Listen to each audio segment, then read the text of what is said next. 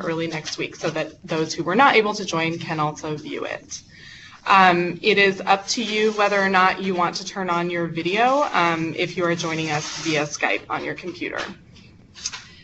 Let's see. So everyone who has joined, whether on computer or by phone, is currently on mute, just so we don't have a lot of background noise, but we will certainly unmute you as needed to ask questions. So you can always use the chat box, which should be on the left hand of your screen, and we'll be monitoring that chat box throughout. So before we get started, I want to introduce my colleagues who are also here with me. So first, I'll turn it over to Kristen Moore to introduce herself and her role.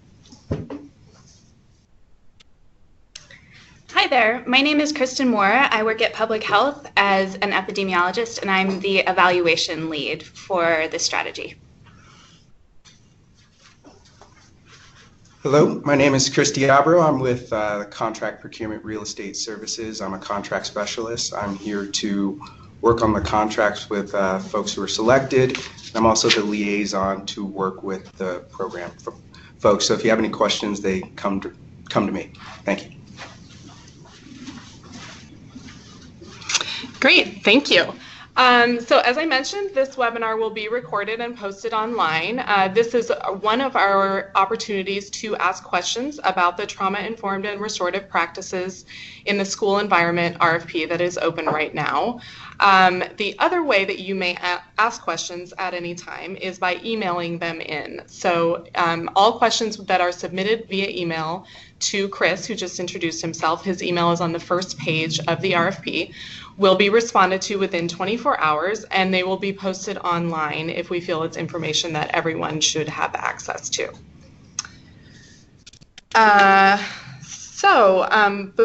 Here's the agenda. Before we move into the agenda, we wanted to do a quick poll of those of you who have joined us to get a sense of who you are. So we're going to pull that up. Okay, so for folks who are joining us via computer, you should be able to go ahead and participate in this poll by selecting the option where we would like to know what kind of organization you are representing. For those on phone, if you would like to chime in, we can unmute you and you can share via audio.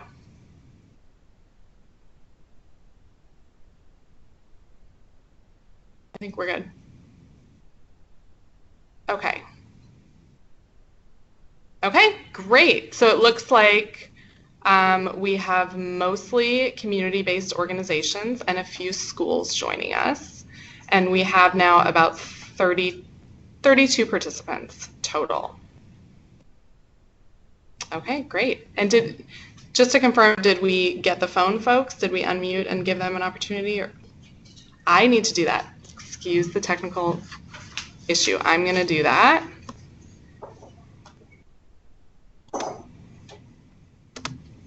Okay, sorry about that. So I have unmuted the audience. So if there's anyone via phone who would like to share, and the options for those who cannot see the presentation, the options are school, school district, community-based organization, parent or parent group, early learning, or other.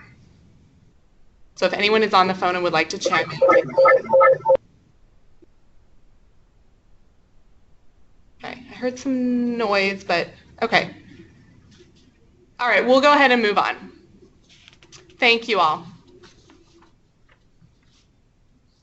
So just waiting to get the slide presentation back up.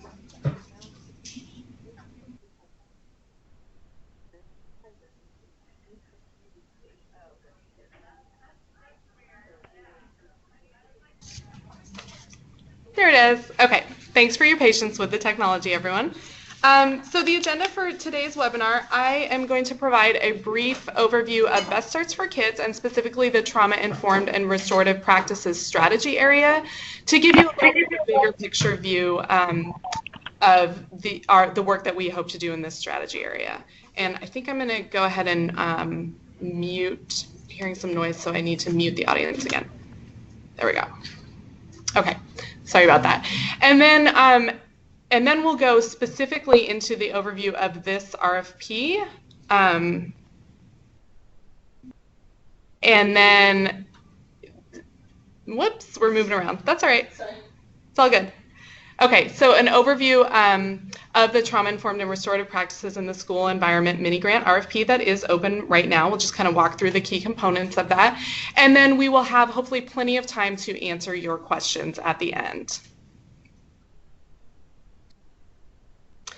So as I mentioned, we know that we have people joining us both via computer and over the phone. So you can chat your questions into the chat box at any time if you are joining us via computer, and we'll be monitoring that chat box throughout. And then we will also open up the phone line during the Q&A section of the presentation for questions.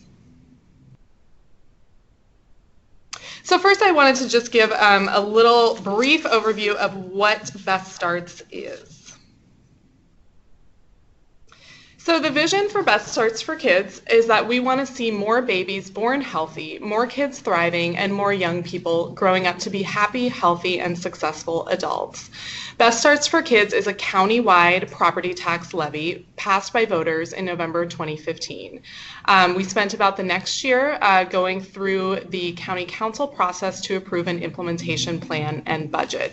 So we were really just this year in 2017 launching the initiative and getting the funds back out to community to support the work that we're doing. So how are we planning to do this? The core tenets of Best Start really center around promotion, prevention, early intervention, and policy and systems change. In a nutshell, we want to increase the we want to increase the good and decrease the bad for our children and youth. We really want to focus on the strengths that our children and young people have and their capacity for resilience. And when issues do come up in development, we want to make sure that we're intervening early to set our young people on a path for success in their lives. And finally, always focusing on the policies and the systems in which our children and young people exist and recognizing their importance to sustainable change.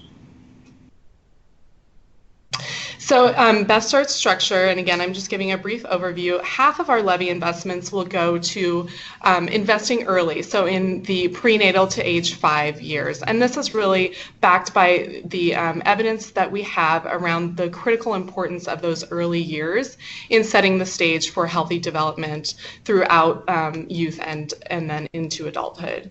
But we also recognize it is not sufficient alone to invest in those early years, and 35% of the levy investments will go to sustaining the gain for children and youth ages 5 through 24. 5% of all levy investments will go to data and evaluation across all strategy areas. And then finally, 10% will go to supporting healthy communities through our Communities of Opportunity program, which is a place-based strategy, and family and youth homelessness prevention efforts. So the trauma-informed and restorative practices in the school environment, RFP, and strategy area are part of that sustaining the gain for ages 5 to 24. Okay, so now I'm going to go into a strategy overview. As I mentioned, the trauma-informed and restorative practices strategy is part of the Sustaining the Gain 5 to 24. And this strategy really aims to apply what we know about the impact of childhood adversity, trauma, toxic stress, and resilience to our work with our children and youth in the school environment. So we're looking both at improving the school culture and climate, social emotional learning, and other practices that support the implementation of that trauma-informed approach, as well as looking at our discipline practices and how we can move away from punitive or exclusionary discipline and towards a more restorative approach, focusing on repairing relationships and getting back on the path towards success. So the Best Starts for Kids implementation plan, which is available on the King County website if you are interested. It is quite a long document, but there is a section, and this implementation plan was approved by our county council, and there are sections on trauma-informed practices in schools as well as restorative practices. So just to summarize the sort of key points that are included in the implementation plan, focus on the whole child, so supporting the physical, mental, social, emotional, and academic well-being of our children and their success in all of those domains. We're focused on building strong infrastructures, coordination among partners and sectors, and developing a shared and common language around these concepts so that children and youth have a consistent experience no matter which adults they are interacting with. We really want to focus on improved school and organizational climates, creating a sense of safety and welcoming environments for our children and youth. And as I mentioned, we want to repair harm. So we know that conflict happens and that our children and youth make mistakes, as do our adults. And when that happens, we want to take the approach of learning, growth, and repair so that everyone can move forward together. And finally, we just want to capitalize on the enormous potential that students have for resilience and positive change. We know that all children, regardless of their circumstances or backgrounds, have this capacity, and that schools and their partners are powerful vehicles and partners to help to capitalize on that. So our funding strategy, the strategy areas have an average annual investment of about $4.5 million. So that's over the life of the Best Starts for Kids levy. So it may not be consistent year to year, but on average, we expect an investment of $4.5 million out into community. We intend that support to go to support for schools, school districts, and their partners, broadly defined, which I think you will see reflected in the RFP. And we want to focus on integration of school-wide efforts to improve culture and climate with restorative practices to resolve conflict and repair harm. So again, taking a holistic approach to this work. So in our funding strategy, our initial opportunity is the mini grant RFP that is currently open. It opened on May 3rd. And just to give you a sense of the rationale behind this, as I mentioned, although Best Starts was passed by voters in November 2015, it did go through a fairly lengthy process in the following year to come out with an implementation plan and budget approved by council. So we were able to finally start the work of designing our strategy areas and getting money out to community in 2017. We really wanted to prioritize getting funding out to community quickly. We also recognize that for our school-based work, we have the school calendar to consider. So we aimed for a pretty rapid turnaround to get an opportunity out in the spring. And we want to, through this mini grant RFP, we want to identify and build on the existing strengths in our community. We know that many of our schools and partner organizations are doing great work in this area, often with limited or no resources. So we want to take this opportunity to hopefully provide some support for those efforts, grow them, and learn from them. So this initial mini grant RFP will also help us think about the design for a larger RFP or RFPs that will be released in early 2018 for multi-year implementation starting in the 18-19 school year.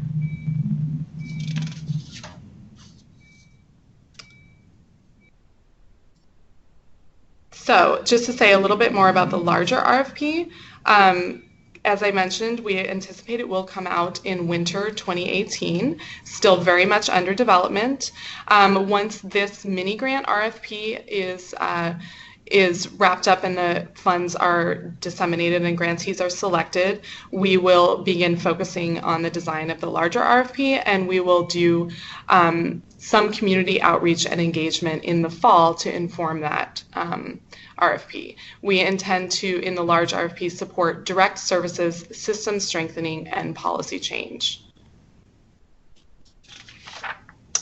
Okay, so now I'm going to move on to general information and requirements specific to this mini grant RFP. And I think at this point we are going to provide a link for those of you who are joining via computer to the RFP itself. So it looks like this. It is available on our blog and on the King County website. So I'm just going to walk through the key sections right now.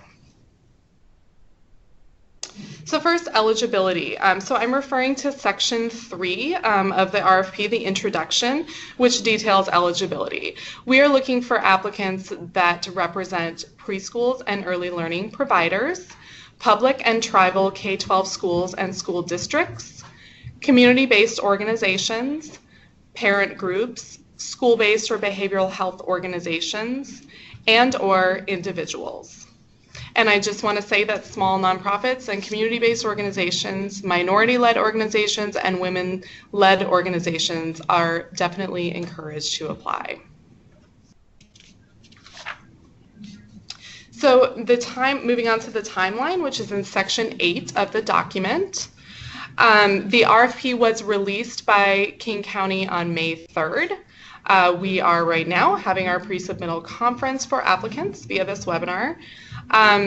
Questions, we are able to receive questions via email anytime.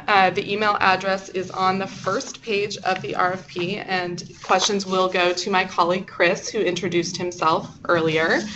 And those questions can be received until anytime ongoing until June 7th. You can expect to receive a response within 24 hours, and as was mentioned, if we feel the question is applicable to everyone, we will post that online. So all answers to questions, as well as any addendum to the RFP that we deem necessary, will be made by June 14th. And then finally, proposals are due to King County on Monday, June 26th at 4:30 p.m. And I just want to note that that deadline is a hard deadline. All of the required materials must be received electronically by 4:30 p.m. and we are not able to, unfortunately, we're not able to consider applications that come in even at 4:32 p.m. So please make sure to submit on time. Notice of selection should come by July 26th, and I should say that these dates, the notice of selection and award letters may change a little bit depending on the response that we get, but we are very committed to getting the award letters out by the end of August so that work can begin on September 1st to go through this coming school year. So the rating criteria are in section 9 of the RFP. So first, we are going to look at the proposed activities and goals, and there will be a total of 20 points allocated to that. And I should just back up and say a little bit more about the review process. For all of our RFPs at King County, there will be a review panel made up of both internal King County staff and other partners and subject matter experts. And they will be reviewing all applications and scoring them according to these criteria, and then making recommendations to our department leadership, who will then make the ultimate decision on who to fund. Equity and how proposals address disproportionalities in the communities they are serving will be given 10 points. And then finally, the budget for the project will be given 5 points for a total of 35 points. So submission requirements. First, there is a cover sheet, which is attachment 1 to the RFP. This cover sheet must be fully completed and signed and submitted with your application in order for us to consider your application complete. The narrative response is attachment 2. This narrative response should address the questions that are detailed in the RFP. 3 pages maximum, size 12 font with 1-inch margins, page numbered, please. And just another reminder to please remember to submit by 4:30 p.m. on June 26th because we cannot accept late applications. So deliverables and expectations. For those grantees who are selected, we will require a completed W-9, an assigned original invoice form, which is attachment 4 in the RFP. that's the initial requirement in order to move forward with receiving the grant funding. For the initial invoice, we will require a brief budget template, so a little bit more detail on the budget than we are asking in the RFP. And once we receive and agree on that budget, we will provide the initial 50% of your funding upfront. Then at the end of the grant period in August 2018, we will ask for a final invoice, a brief final report that will just ask you a few simple questions that will not be complex about how the project went, and you will receive the final 50% of the funding at that time. I received a question, single-spaced. And I believe that we did not specify in the RFP whether or not it's single or double spaced. Is that correct? I'm looking at my colleagues just to confirm. Let me get back to that question. We're going to check on that and confirm. Thank you for the question, though. So finally, additional information. We just wanted to point you to a few sources of data and other information that may be helpful as you are crafting your response. And I think we're going to provide the links to the data sources in the chat box so you can take a look at them. So first, data to support your application can be found on our Communities Count website. That's communitiescount.org for those on the phone, and then the link is in the chat box. And there's a pretty wide-ranging types of data for King County on that website. There's also a King County regional map, and I think we put the specific link to that up there as well. And then finally, the glossary of terms is provided in the RFP as attachment 3, and we just wanted to provide some definitions of some of the key terms that we use in the RFP. So that is the end of our formal presentation. So we're going to move on to the Q&A section. So I just wanted to go back to the initial question about the single-spaced versus double-spaced, and I'm going to look at my colleague to see. Someone provided an answer, but do you want me to? Yeah. I saw in the comment, I think somebody responded that it is a maximum of 3 pages single-spaced. It's indicated in attachment 2 that it's 3 pages single-spaced. So thank you. I will just add that what we are looking for is that you answer all questions and address, the rating criteria. You will not be docked if you are less than 3 pages, so long as you answer the required information. So the next question, what level of detail would you like to see in the budget? So I'm just referring back to the question that we asked around that, which is where?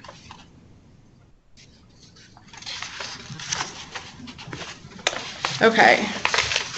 Sorry. I'm not finding where.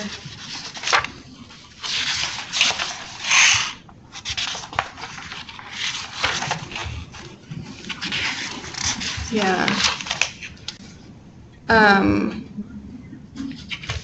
I think I'm missing. Okay, I think I'm missing a page here. Give me 1 second to look at the. Can I look at it electronically? Okay. Apologies.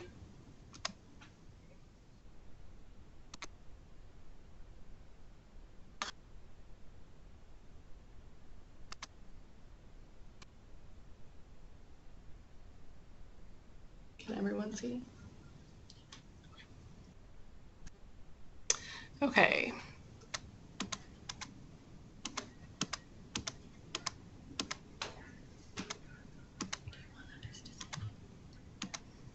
I mean, yeah, we could.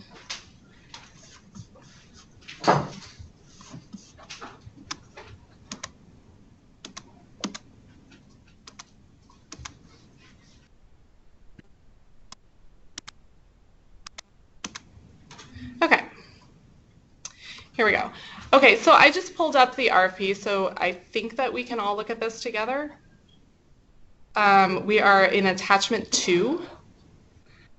Apologies, I did not have this in my hard copy. So we're pulling this up for us all to look at together relating to the question about the detail in the budget. So while we're doing that, I'll just read it. So how much funding are you requesting for your activities? Describe how funds will be spent if awarded. And then we list some potential expenditures that might be appropriate for this RFP.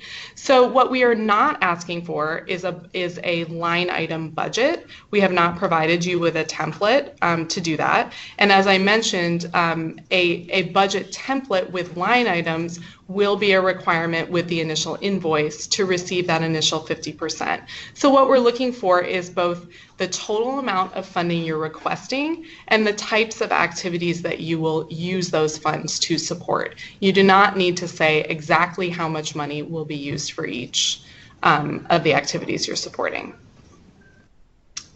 So I hope that answered the question, and now we'll try, I need to go back to, okay. Okay, so I'm going to go ahead and look at the next question. Are CBOs required to be partnering with a school?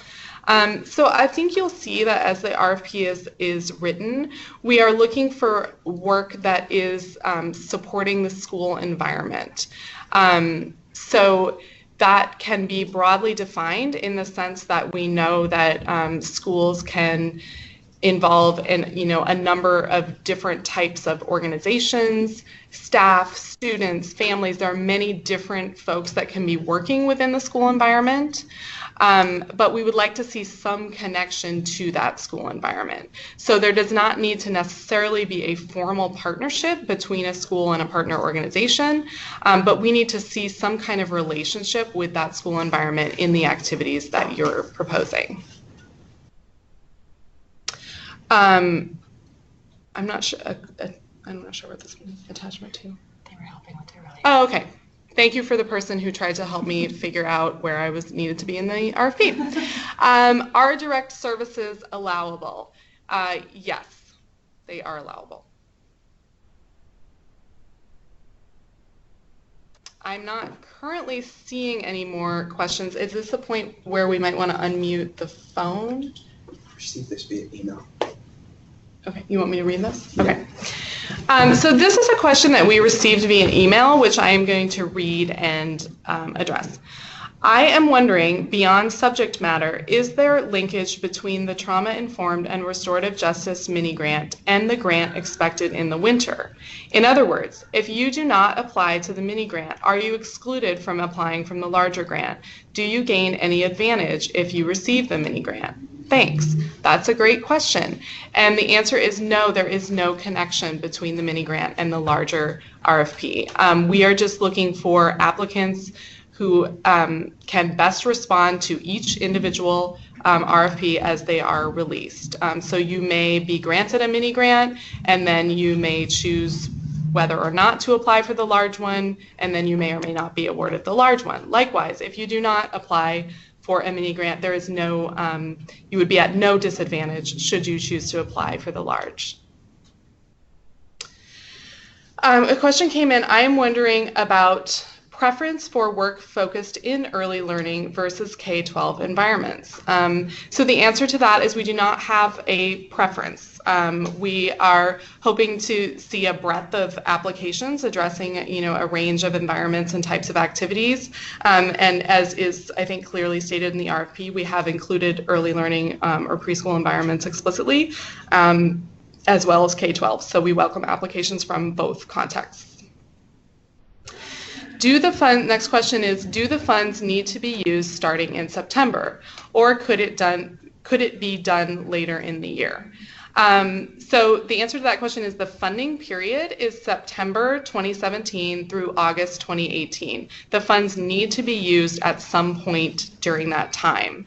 Other than that, there are no for example, if your proposed activity is a large event in May, and nothing is really spent before then, and that's a competitive application, that would work.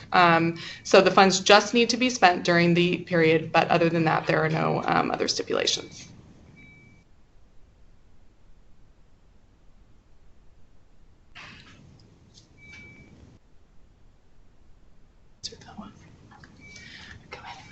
Okay, so at this point, I'm going to unmute. Oh, here's one more question. Okay, I will answer this question, and then I'll unmute the phone folks to give them a chance to ask. So if the question is, if applicants are partnering with multiple schools, is it possible to submit multiple applications? For example, one for each school. Thanks.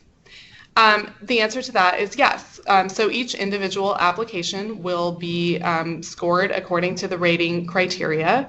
And we just ask, you can't submit the exact same application multiple times, but as long as they're distinct applications for distinct activities or school environments, we welcome multiple applications.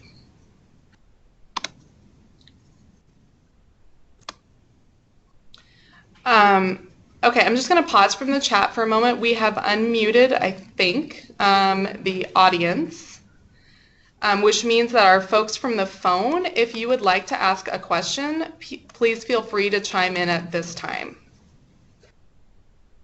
Oh, sorry. I'm just advised, you also need to unmute yourself in order to ask the question.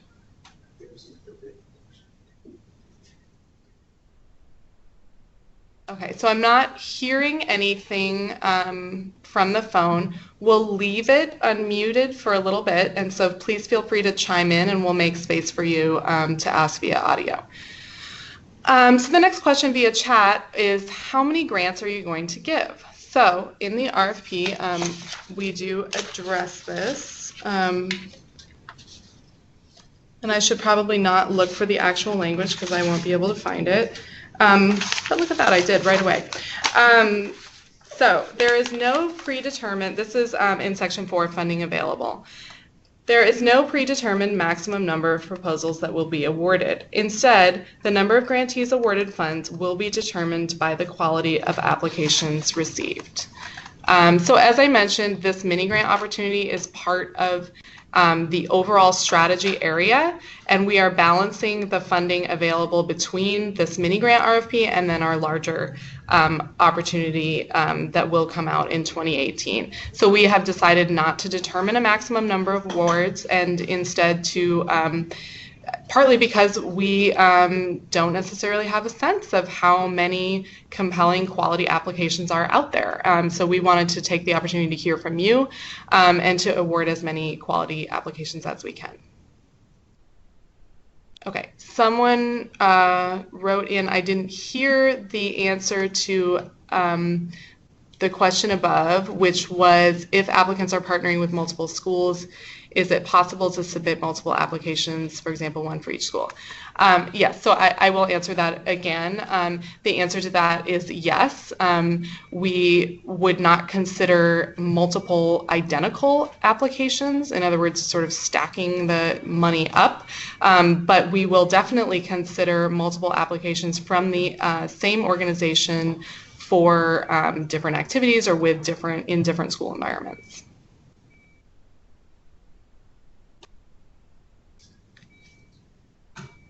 Okay.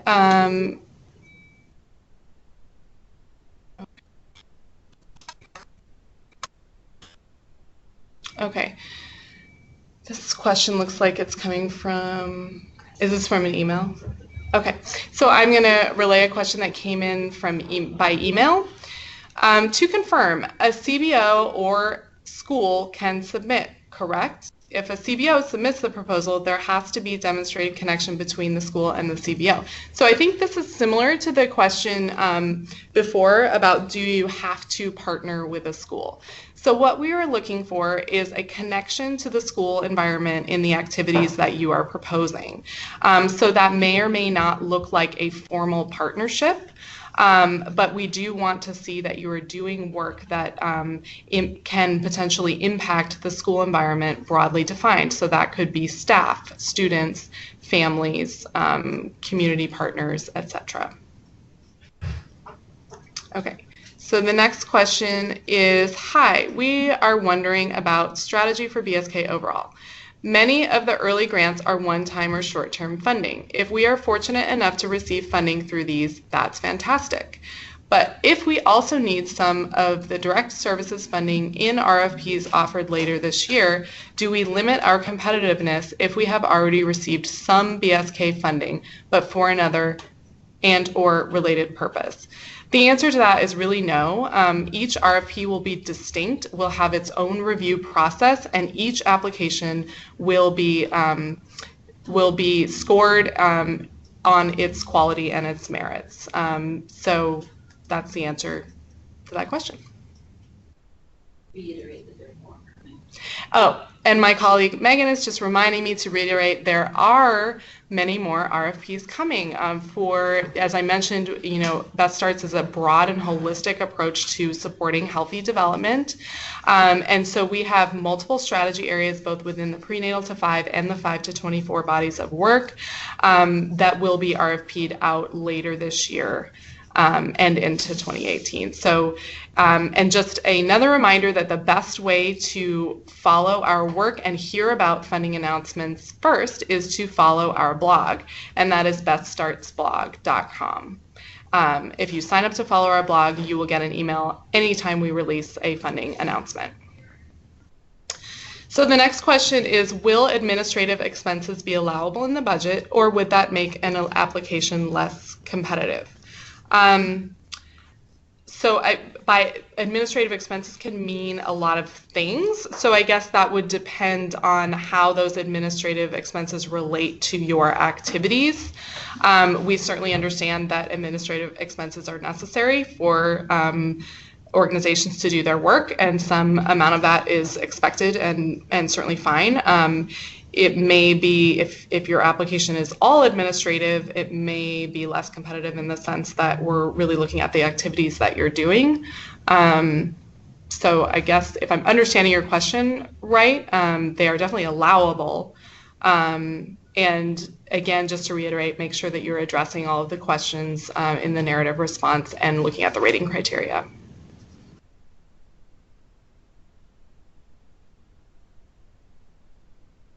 Is the phone on mute now?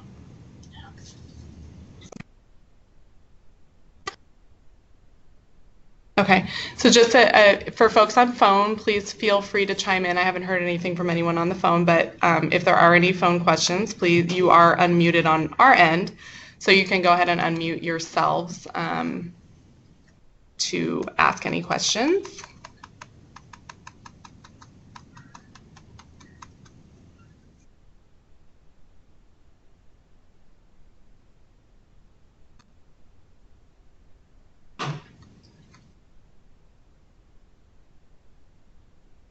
I'm not seeing any more questions coming up in the chat box, so maybe we'll hang out for a few more minutes just to make sure there aren't any additional questions.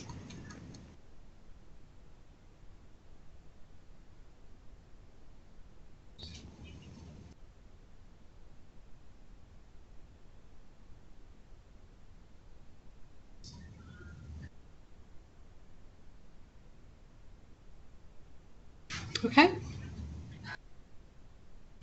So if there's no additional questions for the webinar, we can go ahead and wrap up early.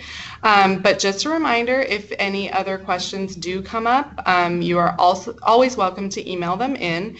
The email at the bottom of this slide for folks on the phone, cdabreau@kingcounty.gov. You can email in any questions.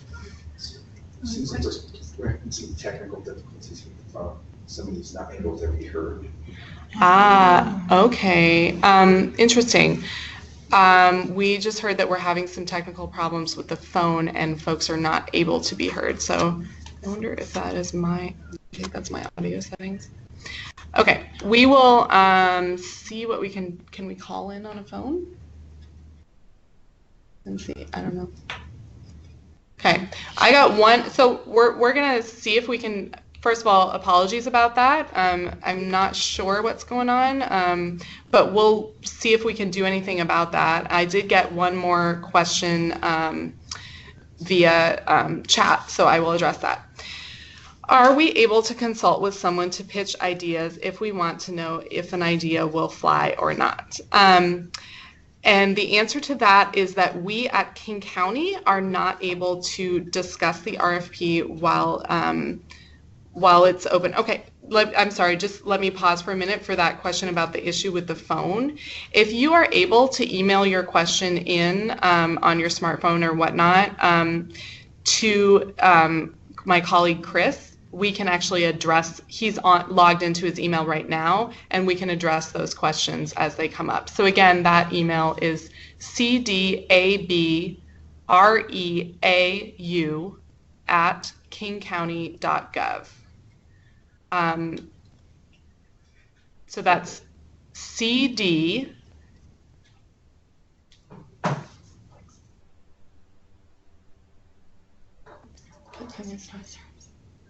Okay, sorry about that. So that email again is cdabreau@kingcounty.gov. And we will actually hang out for a little bit longer. Even if there's no more questions coming in, I will hang out and wait for those to come in since it looks like we're probably wrapping up early, just in case you're not able to do that right now. So again, apologies to folks on the phone for the audio problem. Okay, so to go back to the question, are we able to consult with someone to pitch ideas if we want to know if an idea will fly or not? That is a great question. At King County, program staff such as myself and actually any other program staff at King County are not able to talk about the content of the RFP, answer questions, or consult with you about ideas while that RFP is open. And that is simply because we are committed to transparency and equity in the process. We want to make sure that everyone has a fair chance to compete for the funding and that everyone has access to the same information. You are, of course, more than welcome to consult with your colleagues and others who you may know in the community about their thoughts and in fact encouraged to do so. So as far as us at King County, no, but feel free to consult with those in your communities. So one more question came in via chat. We were asked by another group if faith-based organizations are eligible for Bus Starts for Kids grants. That's a very good question. My understanding, and hopefully my colleague will correct me if I'm wrong, is yes, that faith-based organizations are just a type of community-based organization, and as long as you're responding to the RFP appropriately, you are absolutely eligible. And that is confirmed that yes, that's true.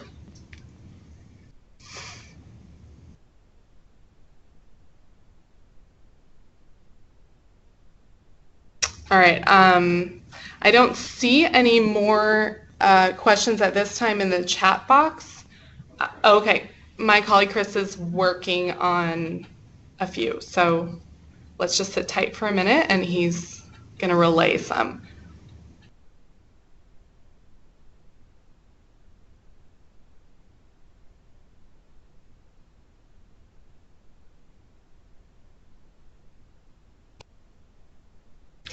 Okay, here's a question that came in via email.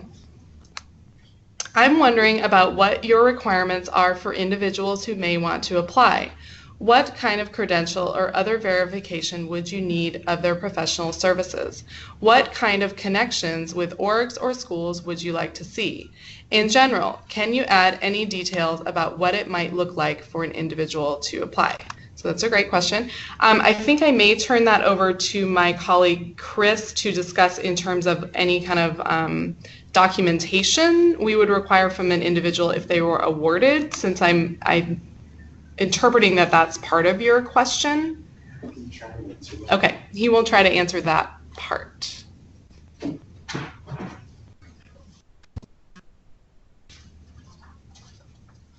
Like what they would need to receive money from the county as an individual. Hi, so I'm trying to reread the question. If I'm understanding what the question to be, what sort of documentation you'd need to provide. At King County, we have a W-9 substitute W-9 form that would have to be filled out in order to apply for these grants. The other requirement we have is we're doing letter agreements for these particular contracts. So as you've probably seen, it might be attachment 1. I'd have to look back at the RFP, but there's an attachment that is our letter agreement, and it is It is currently in a form that we will be modifying slightly with the correct signers and potentially some other information about the budget and invoice, but the contractual language on the second page of that letter agreement is what has been approved right now, and that's the sort of information we would require, at least from a contractual perspective. And if there are other, I guess, more technical questions, I'll turn it back over to Sarah for that piece. Okay, thank you, Chris. So for the next part of the question, what kind of connections with organizations or schools would you like to see? So that is sort of a similar answer as before, that we're looking for activities that address the questions that are asked in the narrative response, address the rating criteria, and are related in some way to the school environment. So again, you do not need a formal connection with an organization or school, but you need to demonstrate how your activities will impact the school environment and are connected to the school environment. So I hope that addresses the question.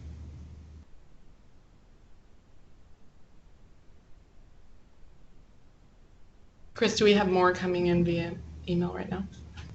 Okay. So we don't have any more coming in via email right now, but as I mentioned, I will hang out for a little bit in case our phone folks are able to email questions in.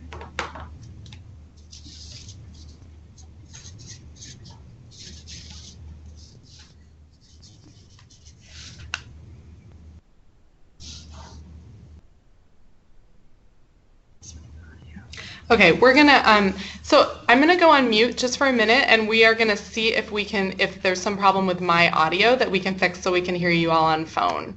So hold on 1 second.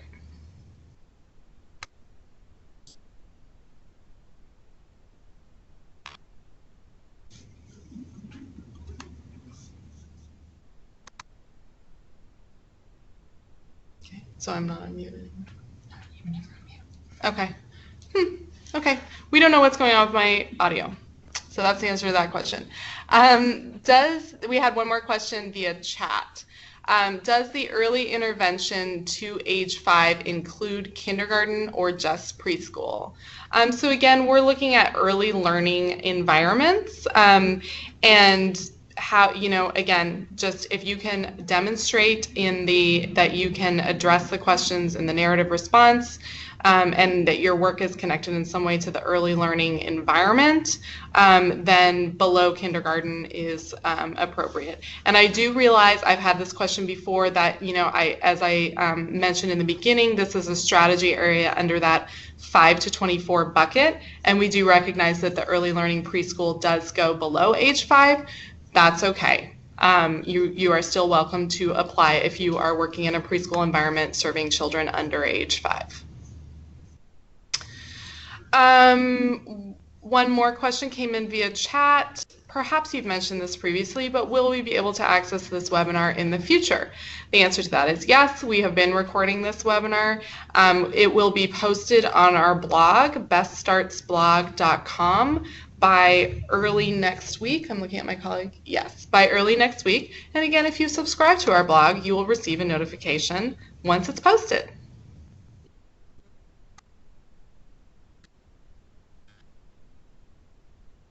And there's the link to the blog. Thank you, Hannah.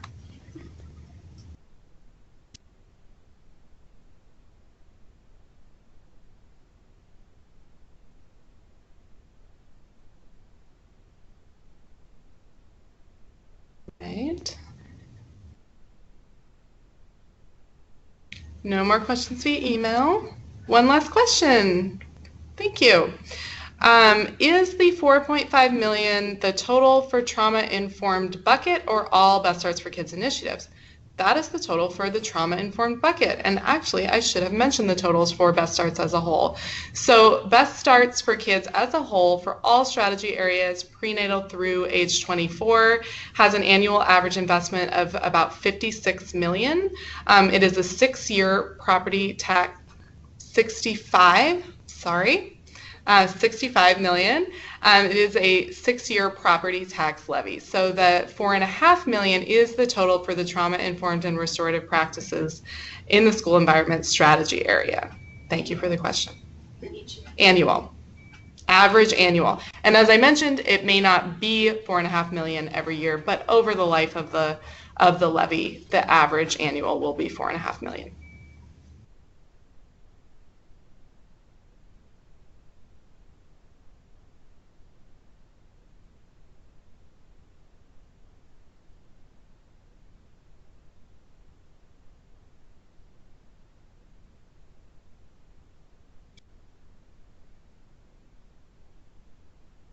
All right.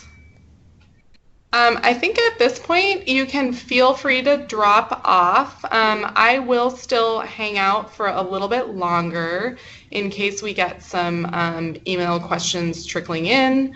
But feel free to drop off. And I just want to thank everyone again for joining us. And we're really looking forward to receiving your applications and to getting these funds out into community. Whoops. Sorry about that. We didn't mean for quite as an abrupt an end. I am still here. But yeah, just to thank everyone for joining us again. And I will stay around for a few more minutes.